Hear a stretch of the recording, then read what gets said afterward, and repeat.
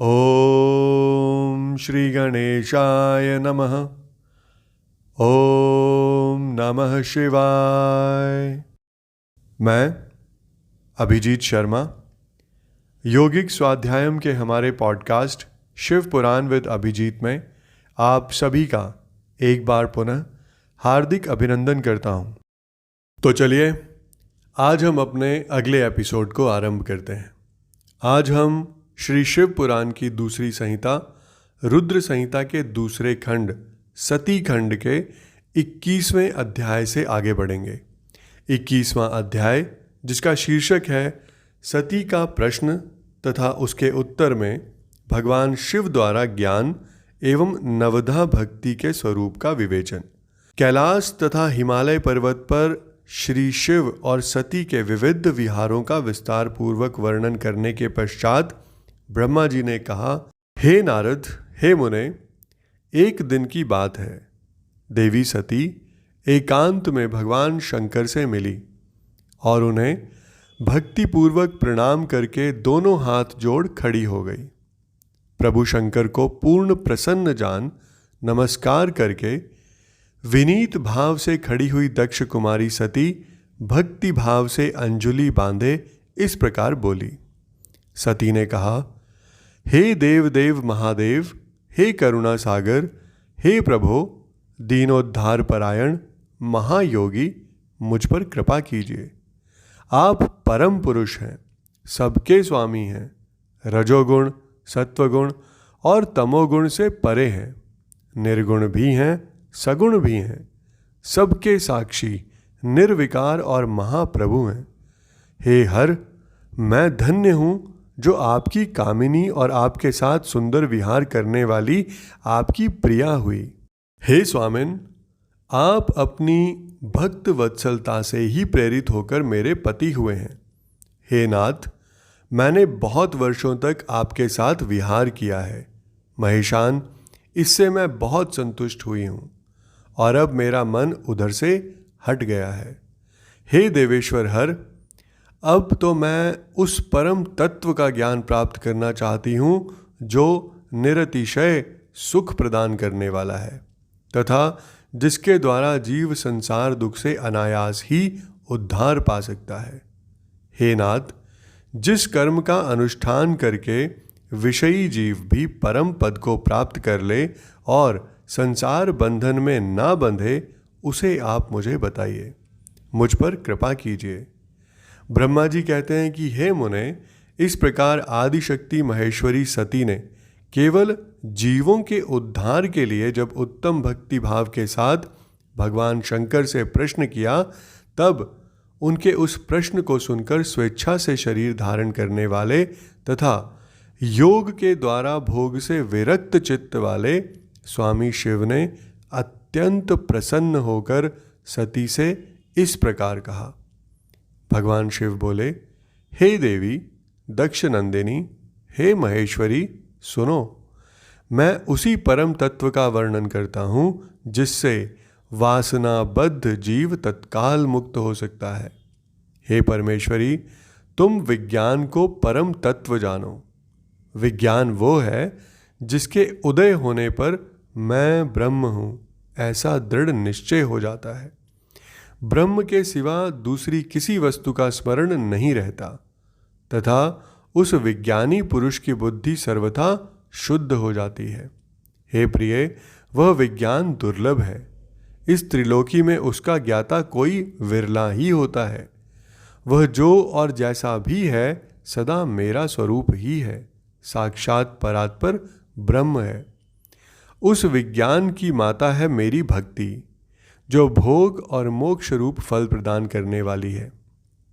वह मेरी कृपा से सुलभ होती है। भक्ति 9 प्रकार की बताई गई है। हे सती, भक्ति और ज्ञान में कोई भेद नहीं है। भक्त और ज्ञानी दोनों को ही सदा सुख प्राप्त होता है। जो भक्ति का विरोधी है उसे ज्ञान की प्राप्ति नहीं हो सकती। हे देवी, मैं सदा भक्त के अधीन रहता हूँ और भक्ति के प्रभाव से जातिहीन नीच मनुष्यों के घरों में भी चला जाता हूँ। इसमें कोई संशय नहीं है। हे सती, वह भक्ति दो प्रकार की है, सगुणा और निर्गुणा।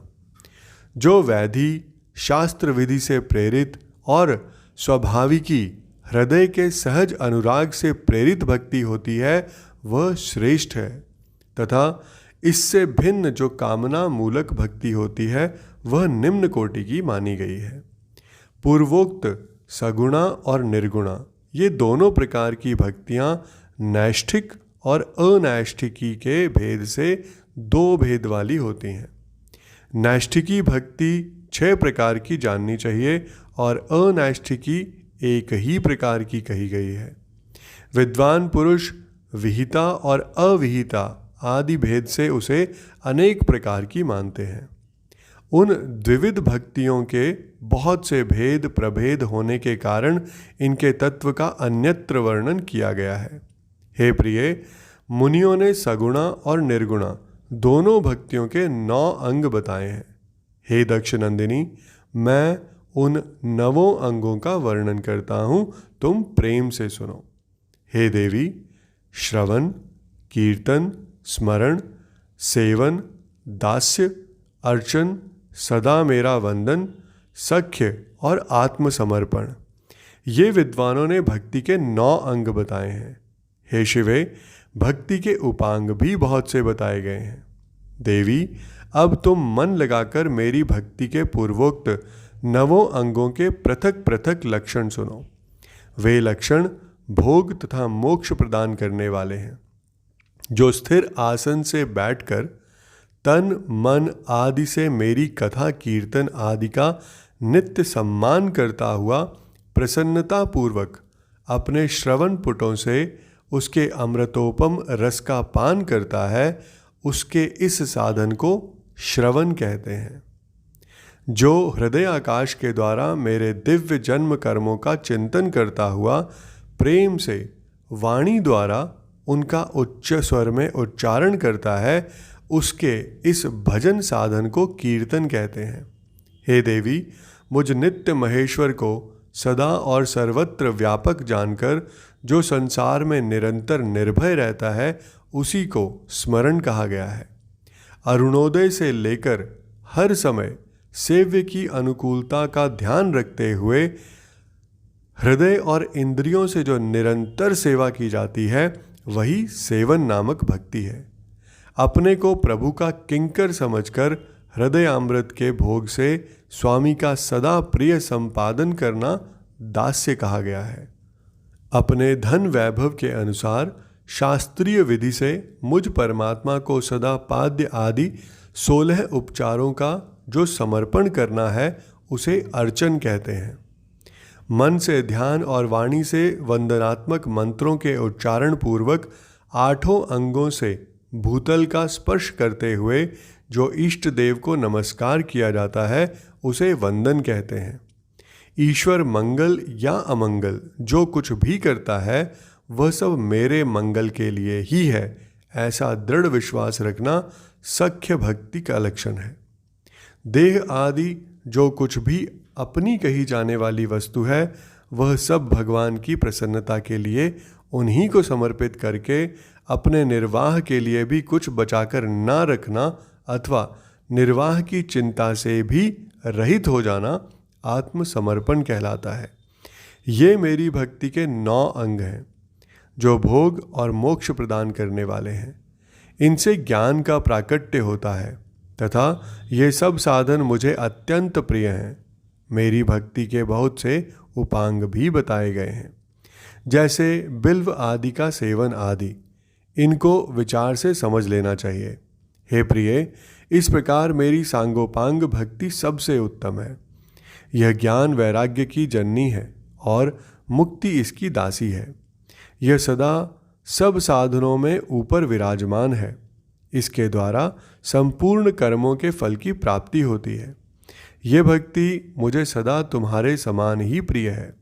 जिसके चित्त में नित्य निरंतर यह भक्ति निवास करती है, वह साधक मुझे अत्यंत प्यारा है। हे देवेश्वरी, तीनों लोकों और चारों युगों में भक्ति के समान दूसरा कोई सुखदायक मार्ग नहीं है। कलयुग में तो यह विशेष सुखद एवं सुविधाजनक है। देवी, कलयुग में प्रायः ज्ञान और वैराग्य के कोई ग्राहक नहीं है, इसलिए वे दोनों वृद्ध, उत्साह शून्य और जर्जर हो गए हैं। परंतु भक्ति कलयुग में तथा अन्य सब युगों में भी प्रत्यक्ष फल देने वाली है। भक्ति के प्रभाव से मैं सदा उसके वश में रहता हूँ, इसमें कोई संशय नहीं है। संसार में जो भक्तिमान पुरुष है उसकी मैं सदा सहायता करता हूँ, उसके सारे विघ्नों को दूर हटाता हूँ। उस भक्त का जो शत्रु होता है वह मेरे लिए दंडनीय है, इसमें कोई संशय नहीं है। हे देवी, मैं अपने भक्तों का रक्षक हूँ। भक्त की रक्षा के लिए मैंने कुपित हो अपने नेत्र जनित अग्नि से काल को भी दग्ध कर डाला था। हे प्रिय, भक्त के लिए मैं पूर्व काल में सूर्य पर भी अत्यंत क्रुद्ध हो उठा था और शूल लेकर मैंने उन्हें मार भगाया था।